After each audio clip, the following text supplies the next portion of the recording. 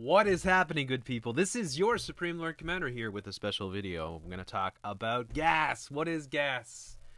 How do you get gas? And how do you overcome it? Or how have I overcome it? I'm going to help you, hopefully, with your gas. Now, if you don't know what gas is, I always thought it was gear addiction syndrome, but it seems that most people refer to it as gear acquisition syndrome. It's pretty much the same thing, right?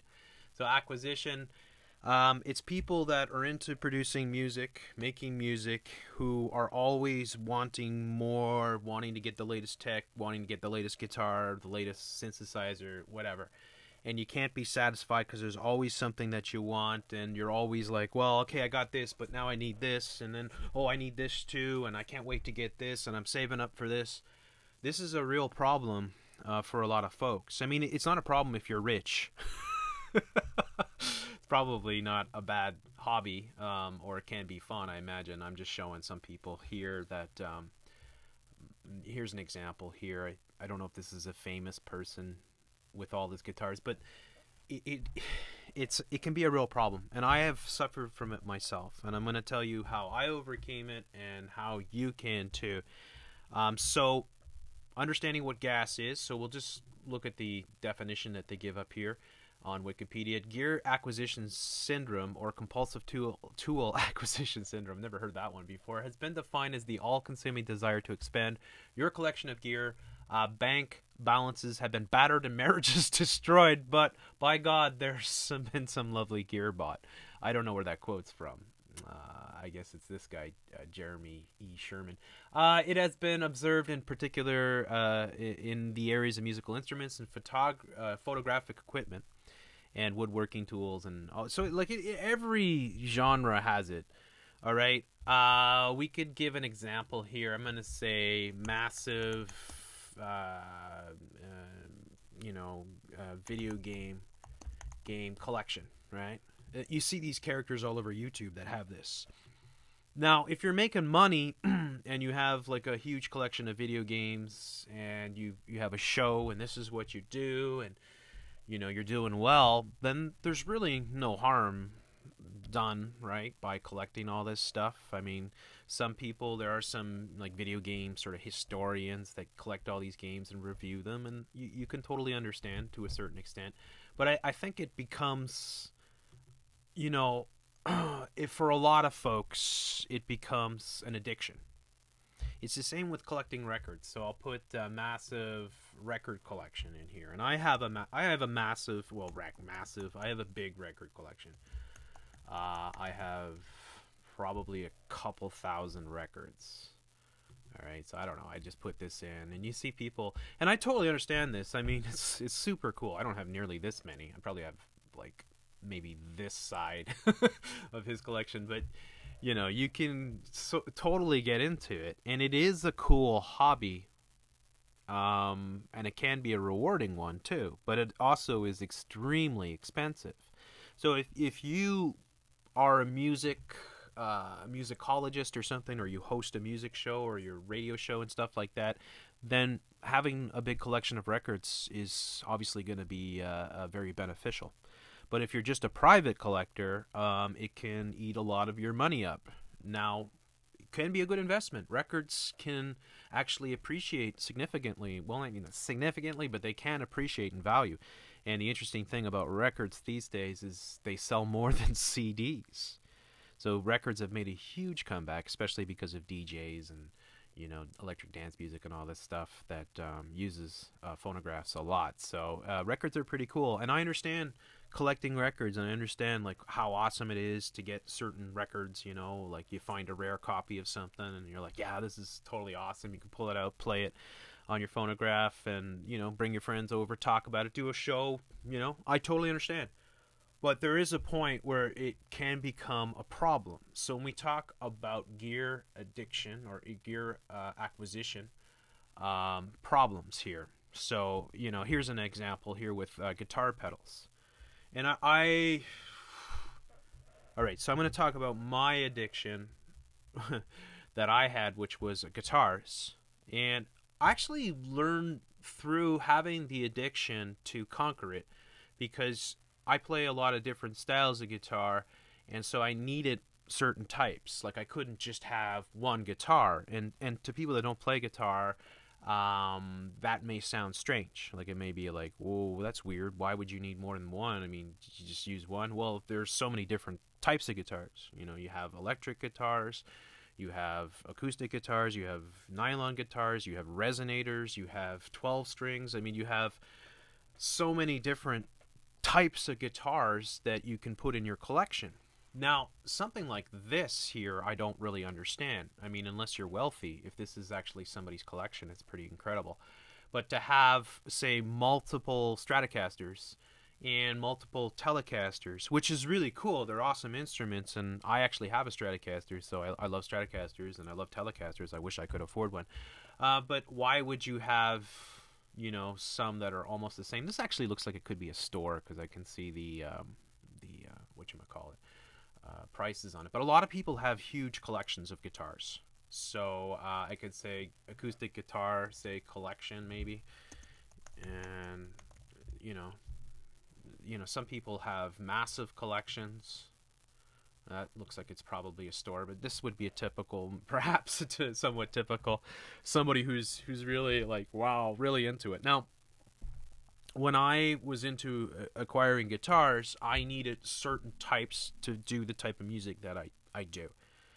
So that's one way I was able to overcome it, because when I got, like, okay, this is going to be my main sort of lead electric guitar, this is going to be my main sort of rhythm electric guitar, this is going to be my main sort of nylon string guitar, this is going to be my main sort of, or, resonator guitar, slide guitar, or anything like that. I got one of each one over years, saving up and making the purchases sort of thing. And then I pretty much haven't bought a guitar in about 5 years. Like I haven't bought any. And I don't look at guitars, and I don't lust guitars, and I don't go after guitars, because I set a limit to what I needed, and I was able to achieve that limit, and that was it. And I'm just like, I'm done. I'm not buying any more. So the last string instrument I believe that I bought was a banjo. So, and that was like years back too as well. So I've completely conquered my guitar addiction syndrome. And one of the ways that I did it is I don't watch people playing guitar on YouTube. Because that can make you desire things really quickly. When you see somebody who's efficient at a guitar playing a really good instrument, and there is a difference between, say, a $200-300 guitar and one that's a couple thousand. There is a difference, but it's not like enormous. But for the player, it can be worthy to upgrade. It's an interesting sort of thing. But I want to tell you about one guy who you might be familiar with here, who Joe Pass. So let's talk about Joe Pass for a second. He is definitely one of the greatest jazz guitarists of all time. And for years, he just played the same guitar. It's basically a guitar that they gave him. Now, he kind of jokes about it, saying that I got it and this is how it was tuned and I'm playing it. But, it's basically talking about a guy that was an absolute master at the guitar, an incredible player, wonderful player, who's so influential, and basically, probably, didn't lust over guitars in a big way at all, because he was basically playing the same. I think he had 2 or 3 different guitars, and the one that he ended up playing the most was because he had a sort of contract with the guitar manufacturer. So Joe Pass is a good example, because he didn't have gas, he didn't suffer from gas, and look what he became. So you people that are obsessed with getting the best equipment and always upgrading your equipment, think about Joe Pass. Think about a lot of great guitarists that exist. Wes Montgomery, there's so many of them. Even Jimi Hendrix, when he started off, he would play right-handed guitars upside down. So I'll see if I can find that. I'll put Jimi Hendrix upside down guitar. I don't know. He used to play a guitar. Yeah, there you go. So he'd play the guitar. That's because they didn't make left-handed guitars back then. So the only time he got I believe he got a left-handed guitar, the story goes, it was, what's his name from The Who there, the guitarist from The Who, who sent him the guitar. He said he saw one in a shop in London, and he sent it to Jimi Hendrix. So Jimi Hendrix played he played the instrument. I don't know if that's him. I think that's his brother actually. But he basically played a Fender upside down and just restrung it, or I'm not really sure how he did it. And somebody can chime in below.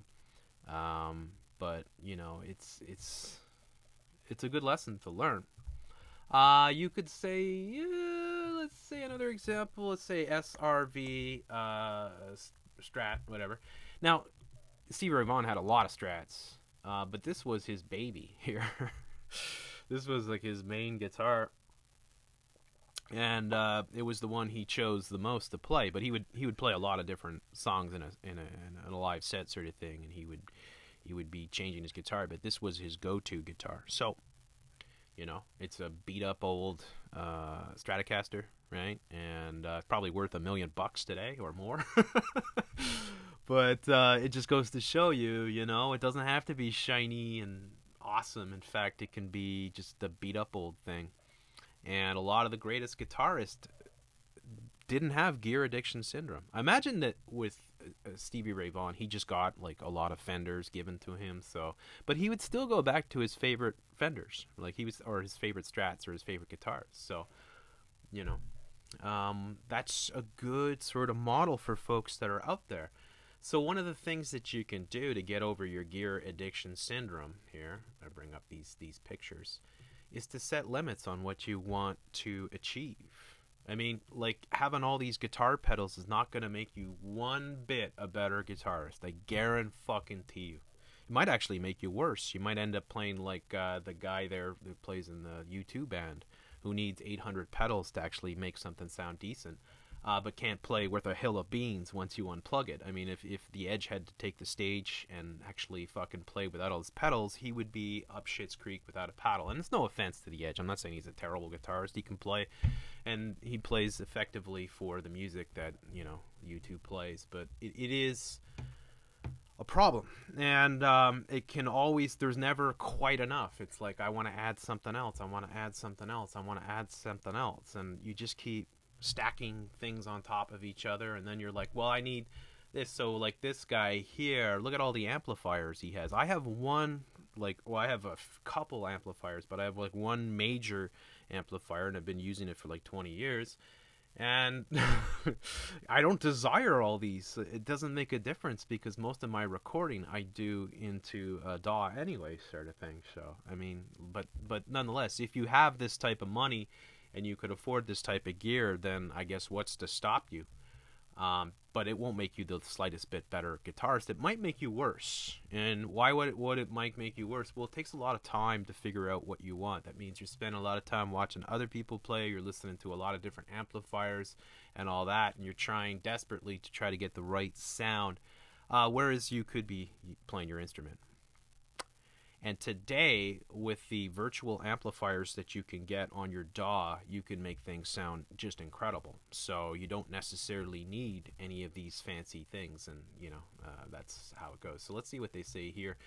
Root causes of gear acquisition syndrome, pursuit of tone. Yes, this is cool. I know exactly this one acutely well, because you're like, oh, if I could only have that tone, that beautiful tone. And of course, the difference with acoustic guitars compared to electric guitars is that acoustic guitars, you know, it's the tone. I mean, it has a lot to do with how you play it and your skill, but I mean, it's just an acoustic instrument. So, like, for me, coming from playing that type of music all the time and then coming into synthesizers, it's pretty amazing, because I can easily find something that you know, I can fit into my music, because I'm used to taking a bare bones straight up instrument and making it sound really good. So, you know, that gives me an advantage when it comes to producing a lot of different music. But yeah, you see, well, that's NAMM, I think. You know, you see a lot of people, and that's another thing, NAMM too. I watch NAMM, I check out a lot of the videos, because I'm interested in the tech, and I'm always looking for things that can make my expression a little bit better, or my playing a little bit better. And I've been into electronic music production, using desktops, using MIDI controllers and keyboards and synthesizers for quite some time now, and so I'm interested in how the tech evolves. But there's a point in time where, and I think we're at that point in time right now, where it doesn't matter what tech comes out in the future. You have everything at your disposal right now to make music, great music for the rest of, until the end of time, sort of thing. Now, there'll be easier ways to do it, there'll be quicker ways to do it, there'll be maybe cooler ways to do it, but it still can be done. And so we are in a really good age where the technology, at least for music, I'm not going to talk about other things, but for music, we're in a good age where the tech has really pushed the boundaries of what somebody could do. Before, if you remember, before the internet, before, DAWs and stuff like that, where you'd have to scrape together a few $100 just to rent out or purchase a cheap 4-track recorder or something like that. Those days are long over. I mean, you get GarageBand for free when you get an Apple computer or something like that, and you can go to town with that shit. So, it is a much easier era. And gear addiction syndrome doesn't just fall into gear itself, it can fall into VSTs as well. I did a video the other day talking about how VST synths are superior, in my opinion, to hardware synths because of the convenience and ease of use and cost and all these things. But you can become addicted to collecting those. And I have, like on my iPad, for instance, I have like most of the major synths that are out there. And yeah, comparatively, probably all the synths that I've purchased, you could buy a pretty decent, one-time $2,000 type job for all that, but you wouldn't have all those synths. So having all those synths for me is better. But there still is an addiction to like, oh yeah, that one sounds really cool, I'm going to pick it up. But there's a big difference between spending $10, maybe $15 on a VST than spending $1,500 or $2,000 on an actual synth. So you understand that.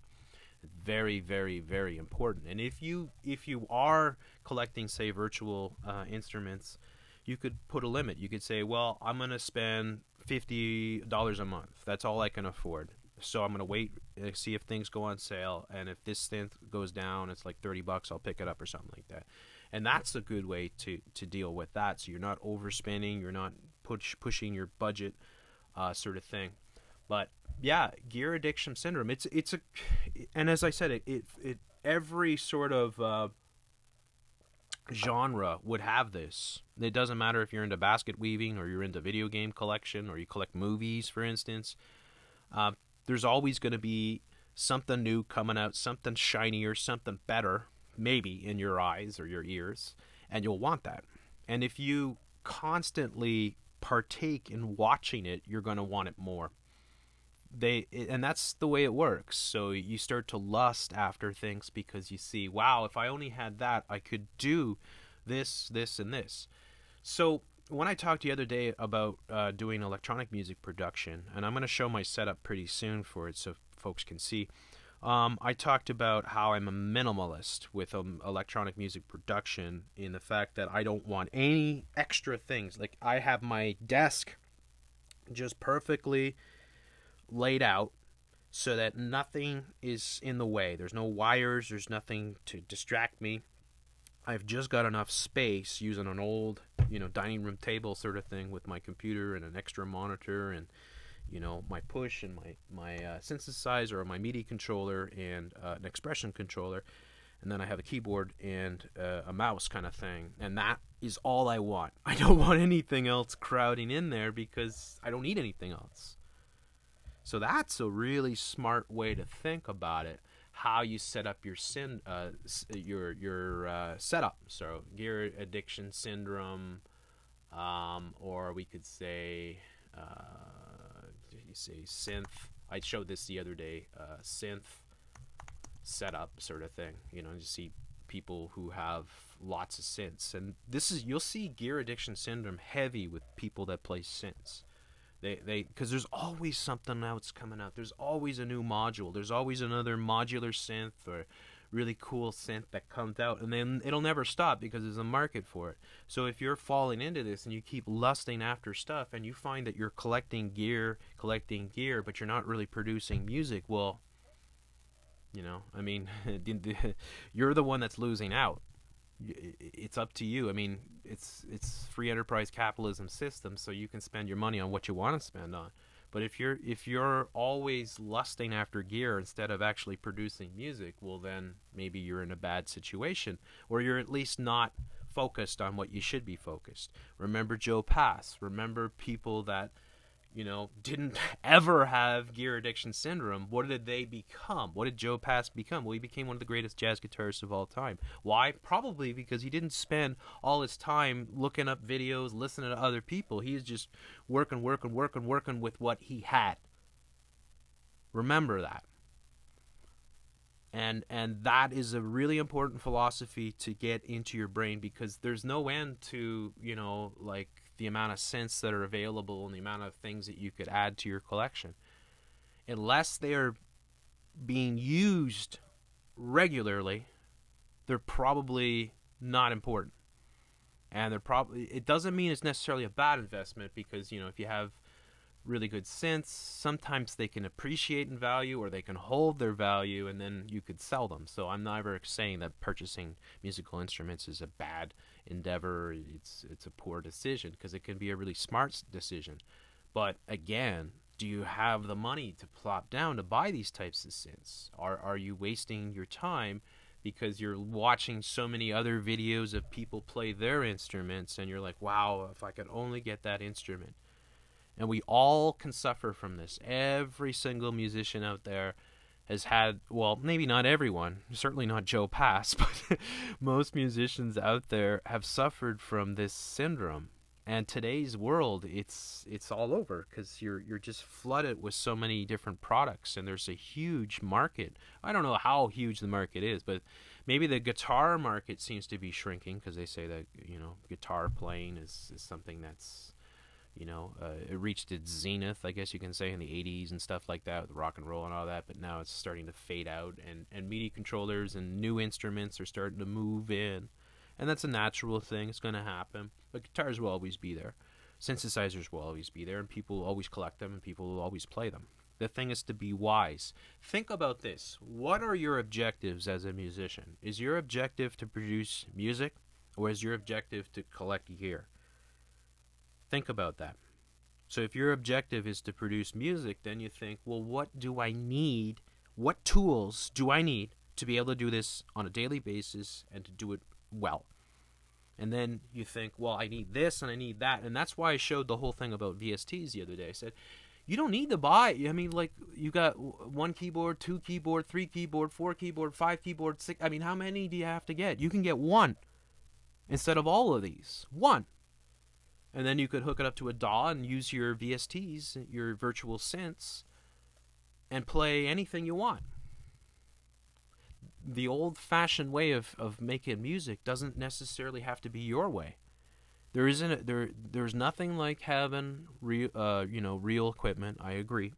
There's nothing like I'll never choose a virtual guitar over a real guitar, unless the virtual guitar seems to work better in a certain situation, or I don't want to waste my time hooking up my one of my guitars, sort of thing.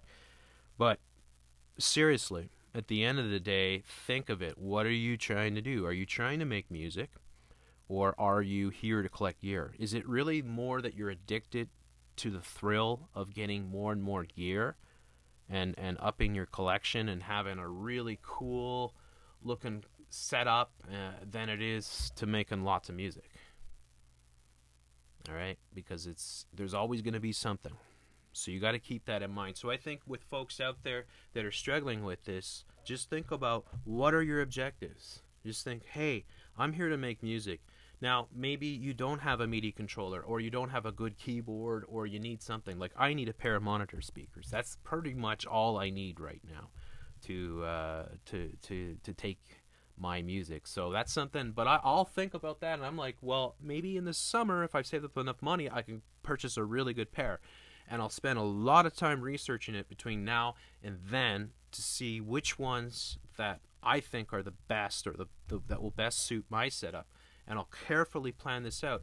Often when I purchase a piece of gear, I'll research it for months, even years, before I make the purchase. That is absolutely true. When I anything that I've used, often it's really important to just understand what it is you need to. It's like a painter. Like, what does a painter need? He needs his paint, he needs his oils, he needs his brushes, he needs his canvases, right? But what else does he need? Does he need umpteen different billion things? Does he need 8 billion different shades of pink, for example? Or can he just do the mixing himself and make the colors? Your focus should be on producing your music. If you're missing certain gear and you're like, well, this is what I need because I can't do this. I need a MIDI controller because I can't really, my keyboard's not working, or I don't like the hookup that I have, so I'm going to purchase a MIDI controller. And that's going to be my MIDI controller. I'm not going to buy 5 or 10 of them. I'm just going to buy one like they've got here with the Youre, and that's what I talk about, a MIDI controller, as opposed to having all these different keyboards, which is fun to have, I'm sure. And if you're a professional, by all means. This is not, if you've got the money and the wherewithal, there's no reason for you necessarily not to have all this shit. I mean, if you're really into producing music. I know that, Randy, I'll put Randy Bachman. He's the one I can think of. Randy Bachman, if you know Bachman Turner Overdrive, guitar collection. Because I've seen his guitar collection, right, before. And I don't know if he show it here, because he has like hundreds and hundreds of guitars. But he is a famous guitarist. He was a guitarist for Guess Who, and for of course Bachman Turner Overdrive. So he's gonna have, I think this might be his collection here. He's gonna have a lot of guitars because he's been very successful, and that's his hobby. But most of us could never, this would be a dream to come into a place like this and, wow, can I try that one? Oh, you got a 1957 fucking, Gibson, whatever, archtop, I want to try that. I want to play around with it, and then you could plug it in and play with it. But it's not going to make you a better musician at all. Remember Joe Pass. Just remember that always, because, what is your focus on? Is it on the music, or are you spending your time looking at other people play? And if you are, that's a bad thing. Not like, there's a difference between influencing. Like, I don't watch other people play, but I'll listen to other people play. So I'll go around with my iPod or whatever, and I got it stacked with all types of music, and I'll listen to other guitarists and other players and other singers and all that, and I'll be influenced by that. But I don't go on YouTube and start watching the guitars that they're playing and get, oh, what kind of amp is that, and what pedals is he using? Oh man, if I could get that amp and those pedals, I could have that sound. Oh wow, oh, how much are they? Okay, if I sell this, and then you're just totally distracted. You're just totally distracted. The average musician today, with the software that's available, can achieve way more with way less money. Back in the old days, it was expensive to be a musician. It was expensive to buy, amps and guitars and stuff like that. I mean, not outrageously, but it was expensive. And a lot of the great musicians that of today, like Jimi Hendrix and stuff, their first guitars were given to them, as kids and stuff like that. And they learned to function with what they had, and that actually made them better musicians. Better musicians by sitting there listening to the radio or to a phonograph and just playing the same shit over and over again, and developing your ear so that you can actually play what somebody else is playing, not by reading the notes or looking at a tab or something like that, just by your own ear. You develop your ear, you become a better musician. So there's no shortcuts to it. There really isn't. It's the shortcuts are to keep focused on the music, so that you're constantly focused on creating music rather than focus on the gear. That is what I'm trying to say to folks. So if you keep your mind focused on what it is you're trying to achieve, if you set limits to what you're going to get, if you eliminate watching all kinds of people that are constantly promoting gear. Now understand this too. One last thing I got to say about this. There are a lot of musicians on YouTube that are more or less shills. Now don't take it the wrong way, because in the truther world and all that, a shill is a really negative connotation, because the implications are much more serious. But I'm talking about people that are getting payments or getting free gear to show off products. So there are, and I totally understand. Like I'll give you an example. Andrew Wang, for instance, he's gonna get gear sent to him because he, let me just show you who he is, just in case you don't know. Andrew Wang. Okay, so Andrew Wang, and this is him, and he has like 1 million subs, so he's always getting gear from these companies. And he'll be honest, I'm sure, and tell you, well, Novation sent me this, or whatever other company sent me that, and I'm gonna try it out.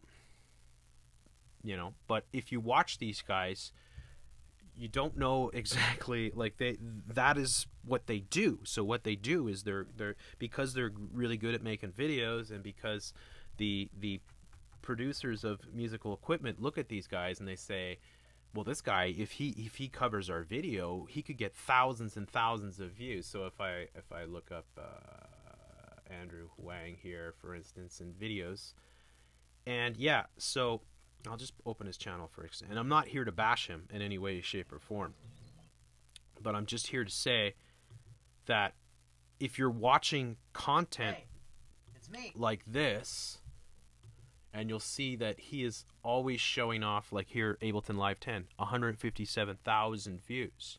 So you don't know, he probably, I don't know if he mentions it in the video, but he probably got it for free.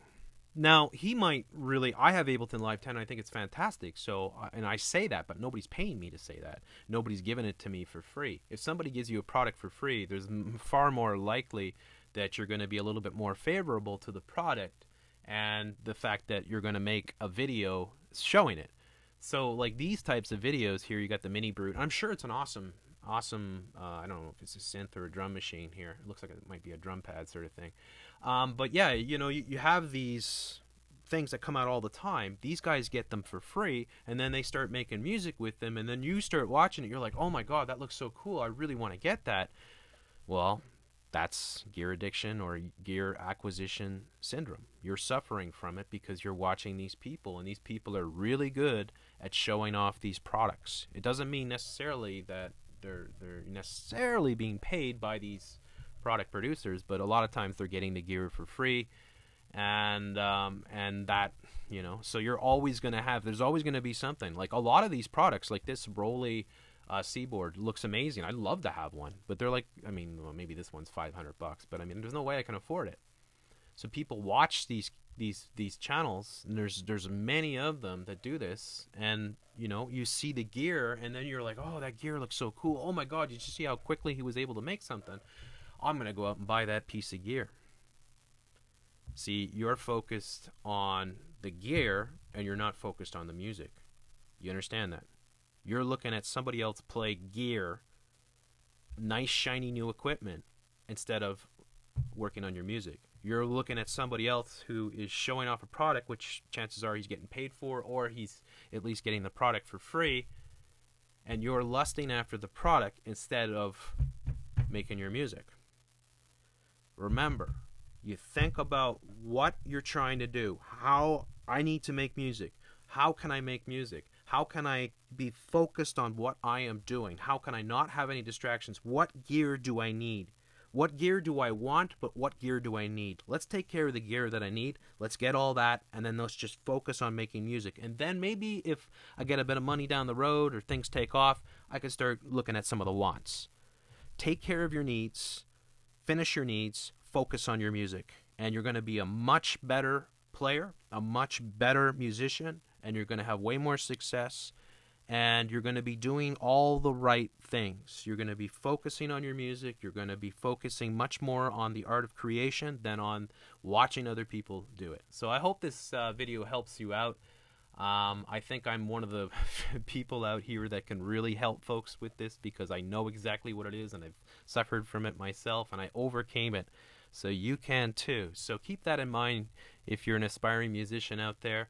Don't be focused on the shiny new gear. Be focused on the music itself. Be obsessed with your own creations. Be obsessed with your own music. Be obsessed with your own practice. If you're trying to get really good at something, that's what you should be focused on. Don't be focused on, well, if I get that Taylor or that Martin, I'm going to sound this much better. No. Or if I get that Taylor or that Martin, I'm going to play way more. No, you're not going to play way more. You're not. You might, but chances are, if you're really in love with music, it doesn't matter what guitar you currently have or what piano. You'll just be playing away, playing away, playing away, playing away. All the best musicians, when you think about black jazz musicians and blues musicians, most of them were lucky to have just an instrument. You know, Lead Belly, I believe, had a Harmony 12-string guitar, and he used to tune it with piano wires. Tune it to like a completely different setting. So, you know, that's why it's very hard to emulate Lead Belly's playing style, because he just used what he had and what worked for him. But he wasn't obsessed. He wasn't going on the internet looking at what everybody else was playing. Do you understand? He wasn't doing that. So stop yourself from doing it, and you'll stop yourself from having gas. Focus on your music. Get the needs that you need to take care of. Put the wants in a closet somewhere else, and maybe take them out on a rainy day when, you know, things are good and you got a bit of cash to throw around. That's the time to go and grab something. But be very methodical about what you purchase. Think about it long and hard. Like, don't just sleep on it. Take weeks and months. Make sure you research. Make sure you don't buy something that next week there's a new replacement coming out for. Right? Because, oh shit, I didn't know they were coming out with something new. Now the new version's out. This version's dropped down in value. Now I want that version. So now I'm going to try to sell my version that I just bought, but because there's a new version out, its values drop significantly. So things like that. Research, pay attention, and focus on what you need. If you focus on what you need, you're going to be successful. Thank you so much for listening. If you enjoyed this video, please give me a thumbs up. And make sure you're subscribed to the channel. I have so much more coming down the pipe. Thanks so much for listening. Have a wonderful day.